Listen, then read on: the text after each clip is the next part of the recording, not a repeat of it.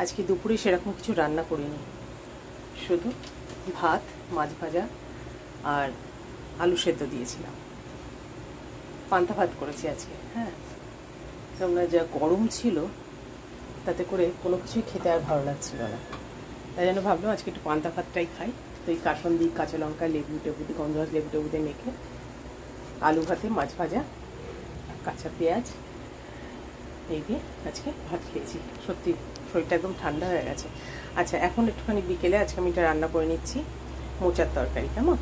তো তোমরা দেখো, জিরেটা ফোড়ন হয়ে গেছে, জিরেটা দেখতেই পাচ্ছ, জিরেটা ফোড়ন দেওয়া হয়ে গেছে, ফোড়নটা হয়েও গেছে। এবার এর মধ্যে আমি দিয়ে দেবো নারকেল কোড়া।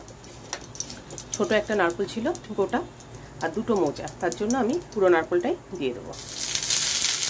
নারকেলটা চুবিয়ে রেখেছিলাম, এবার একটু ভাজা ভাজা করে নিয়েছি। যেহেতু ছোলাটা আমার সেদ্ধ করা নেই, সেই জন্য ছোলাটা নারকেলের সাথেই দিয়ে দিচ্ছি। নারকেলটা হতে হতে ছোলাটাও সেদ্ধ হয়ে যাবে।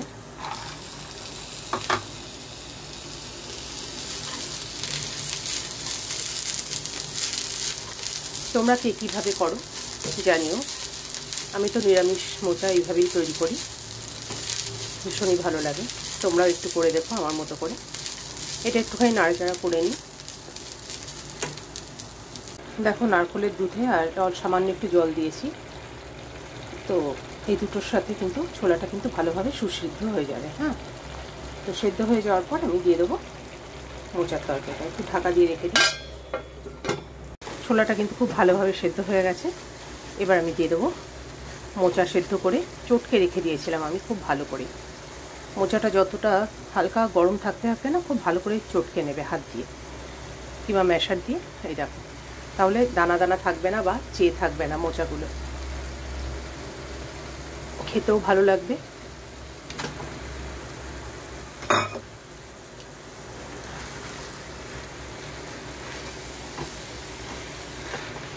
কালকে মোচাটা কেটেছি, দুটো মোচা কেটেছি একসাথে, নাহলে ফ্রিজে থাকলেও না নষ্ট হয়ে যায়। এখন গরম পড়ে গেছে তো, জল ছেড়ে দেয় আর নষ্ট হয়ে যায় সবজি। ফ্রিজেও ভালো থাকে না গরমের সময়। শীতকালে নষ্ট হয় না, কিন্তু গরমের সময় নষ্ট হয়ে যায়। তো সেই জন্য আমি মোচা দুটোই কেটে ফেললাম।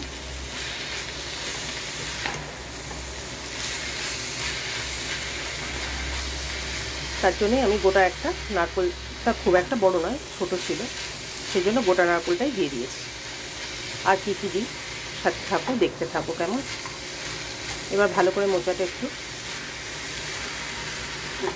কষিয়ে নেব, নিয়ে এর মধ্যে মশলা যা দেওয়ার দিয়ে সেটা, তারপরে জল দেবো। কী মশলা দিই তোমরা সেটা দেখো। নিরামিষে তো আর সেরকম কোনো মশলা পড়ে না, সবাই জানো মোটামুটি। তবু আমি যেভাবে করি তোমাদের সাথে আমি একটু শেয়ার করছি। কেমন?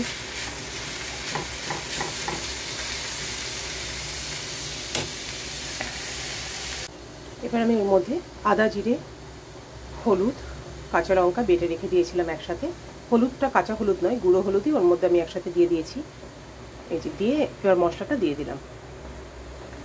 বেশি হলুদ আমি দিইনি, কারণ মোচাতে বেশি হলুদ ভালো লাগে না। জল ঢেলে দেবো, যতটা লাগবে ততটাই দেবো।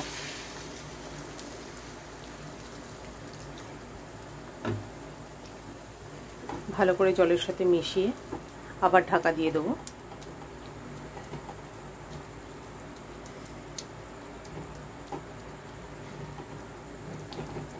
এর মধ্যে আরও এখনও কিছু জিনিস দেওয়া বাকি, তোমরা দেখতে থাকো শেষ পর্যন্ত, আশা করি ভালো লাগবে। আচ্ছা, মোচাটা তো হয়ে গেছে। এবার আমি মোচাকে কী দিচ্ছি দেখো। কিছুটা বাদাম ভেজে রেখে দিয়েছিলাম, সেই বাদামটা দিয়ে দিলাম। তোমরা চাইলে কাঁচা বাদাম ঘরে এনে ভেজেও দিতে পারো, আবার সল্টেড যে বাদামটা থাকে সেটাও দিতে পারো। ভালো করে মিশিয়ে নিয়ে আবার ঢেকে দেবো। লবণ আর চিনিটা দিয়ে দিয়েছি। লবণ আগে দিয়েছিলাম, আরও একটু লাগবে বলে আবার দিলাম, আর চিনিটাও সাথে সাথে দিয়ে দিলাম। মোচাটা হয়ে গেছে, এবার আমি দিয়ে দিলাম বড় মশলা। বড় মশলা দিয়ে ভালো করে মিশিয়ে নিয়ে ঢাকা দিয়ে রেখে দেবো। মোচার তরকারি রেডি হয়ে গেছে, তোমাদের দেখিয়ে দিই, দেখে নাও।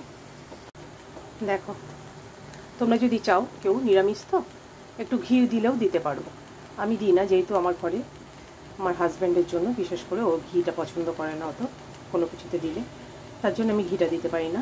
কিন্তু তোমরা দিতে পারো, কোনো অসুবিধা নেই। এবার না দিয়েও খেতে পারো, ভালো লাগবে। এইভাবে একবার ট্রাই করে দেখো, আশা করি তোমাদের সকলের খুব ভালো লাগবে। যদি ভালো লেগে থাকে লাইক কমেন্ট শেয়ার করে দিও, আর সাবস্ক্রাইব করতে কিন্তু ভুলো না।